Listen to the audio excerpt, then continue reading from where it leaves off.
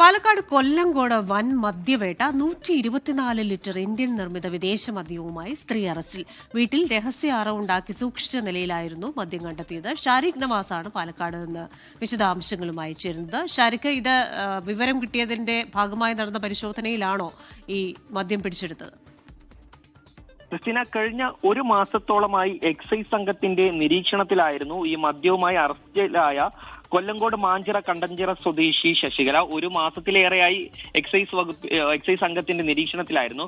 തുടർന്ന് ഇന്ന് വീട്ടിലേക്ക് എക്സൈസ് സംഘം എത്തി പരിശോധന നടത്തുന്നതിനിടയിലാണ് 124 ലിറ്റർ ഇന്ത്യൻ നിർമ്മിത വിദേശ മദ്യം ഇവിടെ നിന്ന് പിടികൂടിയത്. ഈ സ്ത്രീ ലോക്കലായിട്ട്, അതായത് പ്രാദേശികമായി ഈ മദ്യം വിൽപ്പന നടത്തിയിരുന്നു എന്നുള്ള ഒരു വിവരത്തെ തുടർന്നാണ് കഴിഞ്ഞ ഒരു മാസമായി എക്സൈസ് സംഘം ഈ സ്ത്രീയെ നിരീക്ഷിച്ചു വന്നിരുന്നത്. അത്തരത്തിൽ ഇന്ന് പരിശോധനയ്ക്കിടെ ഈ തെളിവുമായി തന്നെ, അതായത് മദ്യവുമായി തന്നെ ഇവരെ പിടികൂടുകയായിരുന്നു. എന്തായാലും അറസ്റ്റ് രേഖപ്പെടുത്തിയിട്ട് ഇവരെ കോടതിയിൽ ഹാജരാക്കിയിട്ടുണ്ട്. ക്രിസ്റ്റീന, ശരി. ഷാരിഖ് നവാസാണ് പാലക്കാട് നിന്ന് വിവരങ്ങളുമായി ചേർന്നത്.